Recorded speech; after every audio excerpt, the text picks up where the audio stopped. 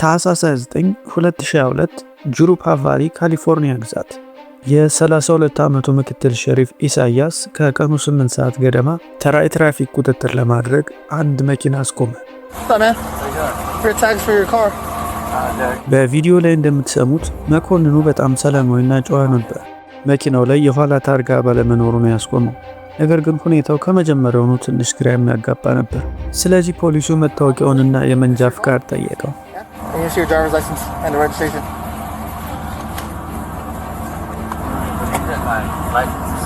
ወንጀለኛውም መታወቂያ ቦርሳ ውስጥ ነው ላውጣው ብሎ ፍቃድ ሲጠይቅ እናየዋለን። ፖሊሱም በጣም ጨዋ በሆነ መልኩ እሺ አለው። በዚህ ቅጽበት ፖሊሱ ምንም ጥርጣሬ አልነበረውም። ተራ የትራፊክ ጥሰት መስሎት ነበር። በሰከንዶች ውስጥ ያልታሰበ ነገር ተከሰተ። ኤልያስ ምንም የመከላከል እድል አላገኘም። ካሜራው በድንገት ተዘጋ። የኤልያስ ሕይወትም በዚያች ቅጽበት ሊያልፍ ተቃረበ። ወንጀለኛው መኪናውን አስነስቶ በረረ። ከደቂቃዎች በኋላ የድጋፍ ሰጪ ፖሊሶች ደረሱ። የሰሙት ነገር ድምጻቸው በቪዲዮ እንደሚሰማው እጅግ የሚያሳዝን ነበር።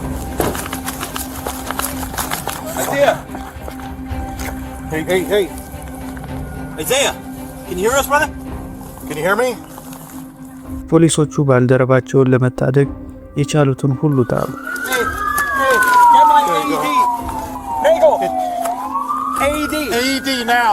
የልብ ምቱን ለማስነሳት ሞከሩ።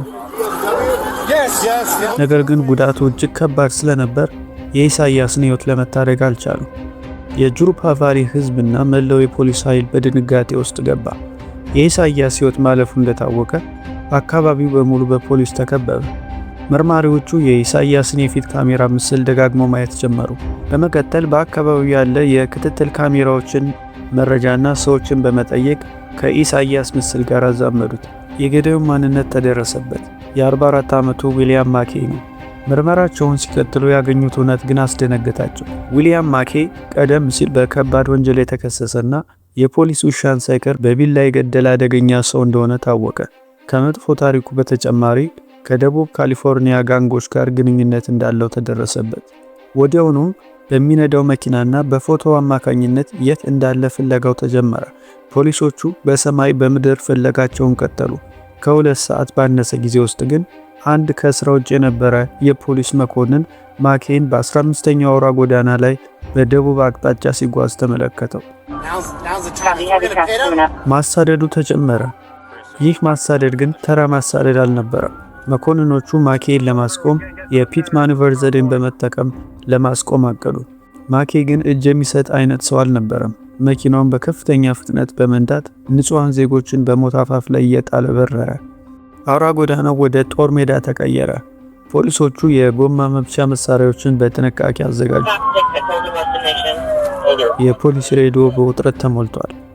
ማኬ በከፍተኛ ፍጥነት እየነዳ መሆኑ ሌሎች ንጹሃን አሽከርካሪዎችን ላደጋ አጋለጣቸው። በዚህ ወቅት ማኬ የጎማው መበላሸት ቢሰማው መኪናውን አላቆመም። በርካታ የታጠቁ መኪኖች ከፊት ለፊቱ በመግባት ማምለጫውን ለመዝጋት ሞከሩ። ማኬ ግን እንደ ተኩላ ተከቦም ቢሆን ለመሰበር አላሰበም። መኪናዎቹ ጎማዎቹ እየተበላሹ ፍጥነቱ እየቀነሰ ሲመጣ የሁኔታው አደገኛነት ጨመረ።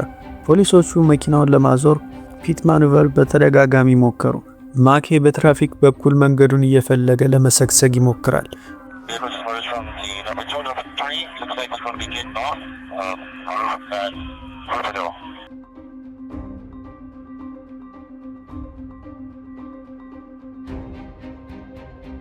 ማሳደዱ ወደ 60ኛው አውራ ጎዳና ተቀላቀለ። የፖሊስ መኮንኖች የነበሩበት የውጥረት መጠን እጅግ ከፍ እያለ መጣ።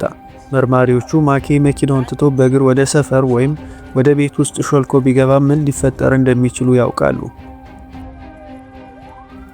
የፖሊስ ኃይሉ ከማንኛውም አደጋ ለመከላከል ማኬን ከተማው ውጭ ባለው መንገድ ላይ ለማስቆም መወሰናቸው ትክክለኛ ውሳኔ ነበር።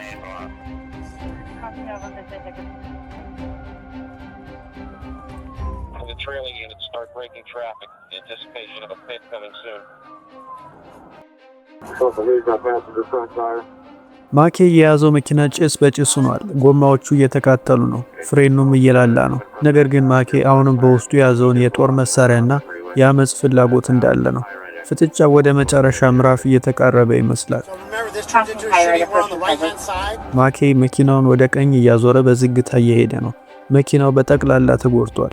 ጎማዎቹም ከሞላ ጎደል አልቀዋል።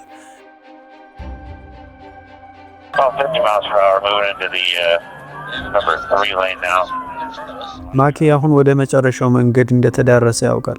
ነገር ግን በዚህ ጊዜ ከንጹሃን ዜጎች ይልቅ የራሱ ሕይወት ማትረፍ ላይ ብቻ ነበር ትኩረቱ።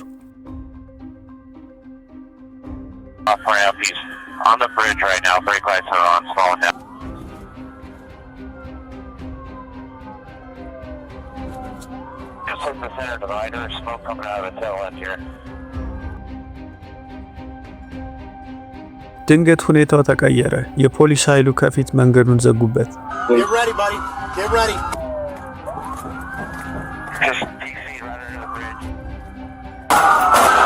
ማኬ ከመኪና ውስጥ ሆኖ የሞቱን መተኮስ ጀመረ። የፖሊስ ኃይሉ ወዲያውኑ ምላሽ ሰጡ። የማኬ መኪና አመድ ሆነች። ማኬ በወረደበት የጥይት ዝናብ መሬት ላይ ወደቀ። ማኬ በ12 ጥይት ተመቶ ነበር። መርማሪዎቹ መኪናውን መፈተሽ ጀመሩ። ከተኩሱ በኋላ ያለው ሁኔታ ውጥረት የበዛበት ነበር። ፖሊሶቹ ማንም የፖሊስ አባል አለመመታቱን ለማረጋገጥ መረጃ እየተለዋወጡ ነው። በተደረገው ፍተሻ መርማሪዎቹ ያገኙት ነገር ማኬ ምን ያህል አደገኛ እንደነበር በግልጽ ያሳያል። የጦር መሳሪያው፣ የተለያዩ የክሬዲት ካርዶችና ከወንጀል ቡድኖች ጋር የሚያገናኘው መታወቂያ። አንዳንዶቹ ይህ ሰው ከዚህ ቀደም ለምን ከእስር ቤት ሊወጣ እንደቻለና ለምን ፍትህ እንደዘገየ መጠየቃቸው አይቀርም። ነገር ግን ለኢሳያስ ኮርዴሮ ቤተሰብ ይህ የፍትህ መገኘት ሳይሆን የህይወት መጥፋት ትልቅ ቁስል ነበር። ከፍተኛው ውጥረት ሲረግብ የምርመራ ውጤት አሳዛኝ ሁኔታዎችን ይፋ አደረገ። የዊሊያም ማኬ የወንጀል ታሪክ ዛሬ ይጀምራል አልነበረም። ከ1999 ጀምሮ በዘረፋ፣ በሰው ማገትና በፖሊስ ላይ ጥቃት በማድረስ ረጅም የወንጀል ሪካርድ ነበረው። ጥያቄው ግን ይህ ነው። እንዲህ አይነት አደገኛ ወንጀለኛ ታሪክ ያለው ግለሰብ እንዴት በነፃ መንቀሳቀስ ቻለ? ለምን ተደጋጋሚ የእስር ማዘዣዎች እያሉበት በስርዓቱ መረብ ውስጥ ማምለጥ ቻለ? ፍትህ በምትዘገይበትና ህግ በምትላላበት ጊዜ ዋጋ የሚከፍሉት ንጹሃንና እንደ ኢሳያስ ኮርዴሮ ያሉ የህግ አስከባሪዎች ናቸው። ኢሳያስ ኮርዴሮ በቃሉ መሰረት የህዝብን ደህንነት ሲጠብቅ ነበር ህይወቱ ያለፈው። ከዚህ አሳዛኝ ክስተት ከአንድ ሳምንት በኋላ ለኢሳያስ ኮርዴሮ የክብር ስነ ስርዓት ተደረገ። ቤተሰቦቹ፣ ባልደረቦቹና መላው ማህበረሰብ ይህንን የ32 ዓመት ወጣት በክብር ተሰናበቱት።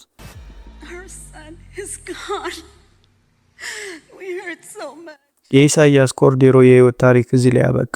ነገር ግን ስሙና መስዋዕትነቱ የፍትህ ስርዓቱ እንዲሻሻልና እነዚህ አይነት አሳዛኝ ክስተቶች እንዳይደገሙ የማያቋርጥ ጥሪ ሆኖ ይቀጥላል። Deputy Isaiah Cordero, ID number 5662, end of watch December 29, 2022. Motor 38, Deputy Isaiah Cordero. Rest in peace. We have it from here.